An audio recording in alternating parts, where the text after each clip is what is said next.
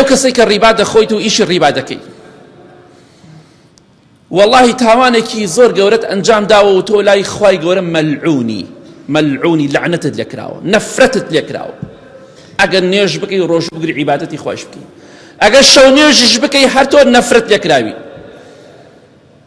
چونکە ئیشی ڕیبا دەکەی. لە حەدیثێکی صحیح مسلم دا هاتووە ئیمامی جابری کوڕی عەبدوڵڵا ڕەزای خوای لێ بێ دەفەرمێ لعن رسول الله صلى الله عليه وسلم آكل الربا ومؤكله وكاتبه وشاهديه وقال هم سواء. پێغەمبەری خوا صلى الله عليه وسلم نفرەتی لەو کەسە کردووە، فەرمێتی بە لعنەت بێ، بە نەفرەت بێ.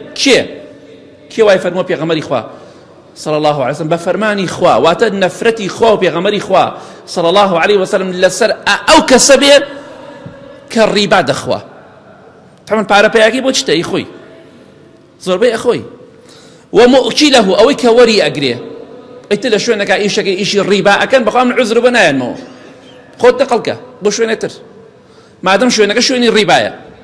ئەو کەسەی کە ڕیبا دەخوا نەفرەتی خوای لێ بێ، مەلعونە ئەو کەسەی کە وەری ئەگرێ، پارەکە وەرەگرێ لە کەسەی کە ڕیباکە ئەنجامەدە، ئەو کەسەی کە دەینووسێ کاتبە، و ئەو کەسەی کە شایەتە لە بینیانە.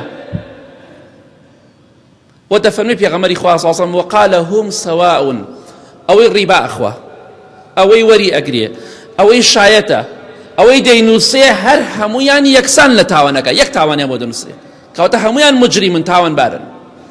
پێت خۆشە بەر نەفرەتی خوا بکەوی؟ ئیتر مەڵێ من چارم نییە، چارەت هەیە. ئینسانە بێ واز لە ڕیبا بێنێ، ئەگینا لەگەڵ خوادا بێت ئیعلانی جەنگ و شەڕ بکەی، کەواتە تۆ بیخۆیت و بینووسیت و وەری بگریت و شاید بی، هیچ فەرقێکی نییە، هەمووتان یەک تاوانتان بۆ دەنووسێ، هەمووتان مەلعونن. کەواتە کێ پێی خۆشە؟ کەس. کەواتە بیسەلمێنە، چونکە پێغەمبەری خوا فەرمی صلی الله عليه وسلم لە حەدیثەکەی صحیح بخاری مسلمدا فەرمووی ئیجتەنیبوا السەبع الموبقات، خۆتان بپارێزن لە حەوت تاوان کە مرۆڤ بە هیلاک دەدا، مرۆڤ دەخاتە ناو ئاگری دۆزەخەوە، دەیفەوتێنێ. وتیانەی پێغەمبەری خوا چییە صلی الله عليه وسلم؟ فەرمی یەکێک لەوانە ئەکل الڕیبا، خواردنی ڕیبا یەکێکە لە تاوانە گەورەکان، مرۆڤ بە هیلاک دەدا. پێت خۆشە بە هیلاک بچی لە دنیا و لە قیامەت؟ ناوەڵڵە، دەی واز لە ڕیبا بێنە، نەتزانیوە واز بێنە لەم دەقەیەوە. تۆبە بکە و خوای گەورە ئەفەرمێ تۆبە بکەن و بگەڕێنەوە لای خوا.